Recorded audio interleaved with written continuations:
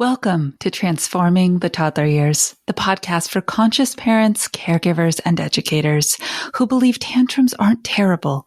They are powerful opportunities for connection, growth, and learning during the first 5 years. You'll explore how to use intentional language to raise calm, confident, and deeply connected kids, because the way we talk to kids becomes how they see themselves and engage with the world. Hi, I'm your host, Cara, classroom teacher turned parent educator and teacher trainer. Are you ready to nurture your children's mind, body, and spirit? Welcome, Toddler Tribe. Let's transform the toddler years together. Welcome back, Toddler Tribe. Today we're talking about energy, and I came with big energy today because this topic really, really matters. Last episode, we're diving deep into our Little Linguists series, talking about the language of your littles and your language when you approach them and have conversations with them. So I went through the talking triangle with you and I talked about the 5 meaning-based language links and meaning what you say and saying what you mean. But today I want to talk about those nonverbal sections, and there's 4 of them. There's 4 nonverbal to 1 verbal, right? That's quite a ratio. And the reason it matters so much is that your energy enters the conversation before you do. Think back to any recent interaction you had with infants, toddlers, and preschoolers. How your body showed up and how the energy field that you brought with you allowed for instant connection or them to be a little wary. Now, let's dive a little bit deeper. Energy is a very yin-yang experience, and it comes from within us. Subconsciously, we carry muscle memory energy with us, but also we can choose our energy. So that's kind of complicated, right? When your body is signaling to you fear, anxiety, worry, overwhelm, you're just struggling to make sense of how it is emitting from you, while also, because you're a self-actualized adult, realizing that that's how you're showing up in that moment, in that room, in that conversation. And so actively trying with your frontal brain to make different choices. It's a lot of work. Sounds like it, right? But how your energy moves in front of you is how kids are ready to engage with you. So I want to talk about those fears, worries, anxieties, and overwhelms today. Does that sound familiar or relatable to any of you? There's a number of different fear, worry, anxiety, and worry categories, if you will. There's fear of the unknown. We're going to a new place. We're seeing new people. We are skipping a nap. We are staying out past bedtime. We are doing something that you know is going to test your little one's ability to be outside of their box, their routines, and their norms. And it's causing you to show up in that moment with usually unintentional, subconscious fear-based energy exuding from you through the language links we talked about. If you're watching on YouTube, you can see the talking triangle. I'm holding it up in my hand. And affect, your energy, which is what we're talking about right now, is that bottom largest foundational section. And it influences your body language.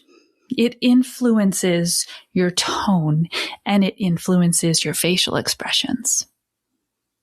So when you get to that new place, you're in the new situation and you are filled with worry. How is my child going to handle this? So are they.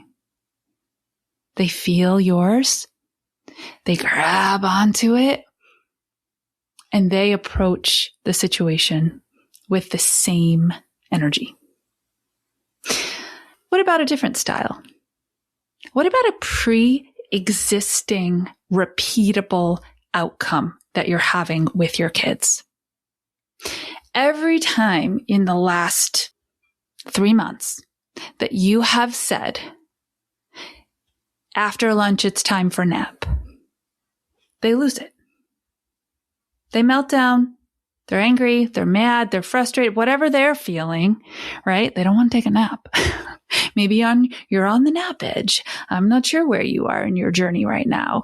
Or if you're a teacher, every time you say, it's time to clean up from lunch and get ready for nap, there's that one kid in your infant toddler room, that one kid in your preschool room who just explodes, whines, cries, yells, throws.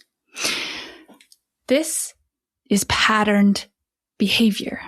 Yes, there's a stimulus and a reaction involved, but you have evidence of this pattern of behavior that the stimulus is your words. And so there's fear, there's worry, there's overwhelm, and there's anxiety around even speaking the words because you don't want the outcome you're getting. That's energy. You will feel your muscles tighten. Your heart rate will start to increase. Your shoulders will reach your ears a bit more. You might even shake a little. Your voice will tighten and get tense. Any of this sounding familiar? Fear of the bedtime routine? It is a human experience. Something new versus something consistently happening. But you're having the same experience. How do we shift? How do we shift from that fear-based engagement to showing up to the moment and shedding all of that? Shifting the energy for how we show up to the moment. Well, that certainly is the $1 trillion question, isn't it? And decades of research, decades of people just anecdotally sharing what's worked for them in their lives has filled books and movies and research papers, and it all comes down to one nugget of human emotional truth. Your energy needs to show up calmer, and they will be too. It's incredibly challenging to think about when you're feeling so weighed down by the evidence that you have that your kiddos are just going to lose it again. And the fear that you have of the unknown. But let me share this with you. Because when I realized this, everything changed. You ready for this? I wrote it down so I wouldn't forget. The antidote to anxiety is not achievement. Those decades of anecdotal stories and research, we have focused on the wrong thing. We're looking now for evidence that they can manage the bedtime routine without issue. So we can celebrate that and feel good inside that. We're looking for evidence that we can show up to a new place or stay out past bedtime and it's all going to be okay. We're looking to soothe that. But we're skipped a step. And so we can never actually soothe ourselves enough to show up with the energy of calm, engagement, and curiosity. The antidote to anxiety is not achievement, it's acceptance. That's what it is. It's accepting the moment, this one, the hard one, the loud one, the scary one, for what it is. Whew. Can you do that? Even in small doses, small measure, can you sit inside the moment and just allow it to be what it is? Can I be honest with you? I'm having one of those moments right now. Because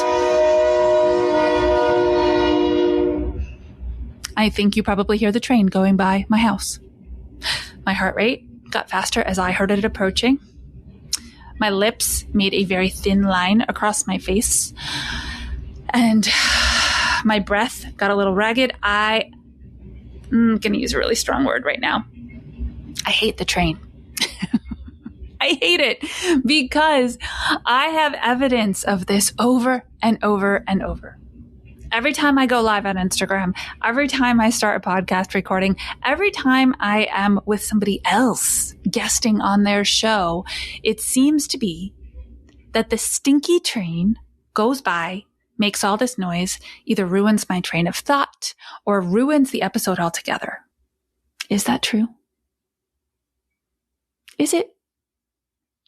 I know rationally it's not true. I know that. But subconsciously, I have so much anxiety and fear around the reality of it because it's happened so many times. In fact, can I tell you something else? Look, if you can, I'm holding up right now my earbuds, my headphones. Before I started this episode, I plugged them in and I was like, nah, I'm sure it won't go by today. Fine. I'm going to take a risk. I'm going to take the chance.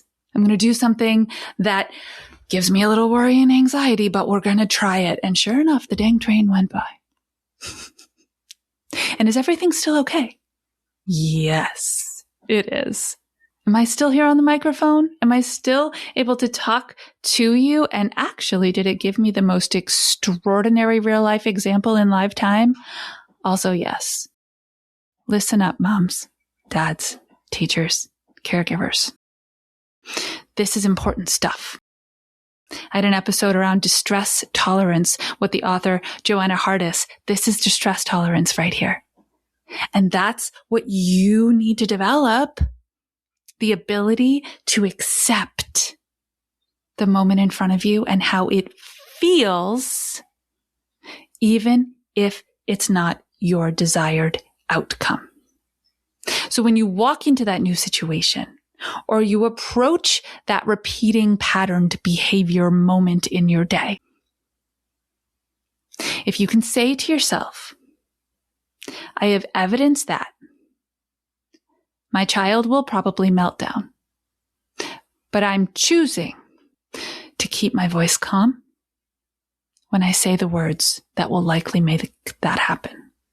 I'm choosing to move my body to a different place on the floor so that I am with them in the moment when I say it. I am choosing to keep my face calm, loving, and neutral when I say these words. I'm choosing an energy of allowance. When you feel different when you show up, they will feel different too. Is it a process? Of course, because they have evidence as well that they need to overcome. But this is a game changer because I just listed the 4 language links that are on the bottom of our talking triangle. And if you can shift all of those very intentionally, then the words that come out of your mouth will be heard differently, processed differently, land differently, and you can start to change the outcome too. Okay, Toddler Tribe. that was pretty awesome and crazy all at the same time. Grateful for the lifetime example in my own life because as you know, well, actually, I have a lot of toddlers in my life still, just not my own, right? So the 24/7 marinating in little people life that you lead in your homes, in your schools, in your programs, that's not my current life. But notice that in every other area of life, these psychological applications still exist. So the best advice that I can possibly give you is if you want to show up differently in the triggering moments where you have evidence things are going to go south with kids, is start to practice how you handle those triggered moments when it's not kid related. It's a safer place. I can't have a conversation with that train. I just can't, right? And it has no feelings around mine. So there's not going to be any cross-contamination of feelings and triggering and overwhelm. That's an entirely self-guided experience that I just had. And that is the safest place for you to start practicing. All right, Toddler Tribe, you know what to do. Until our next episode, stay mindful and proactive as we transform the toddler years.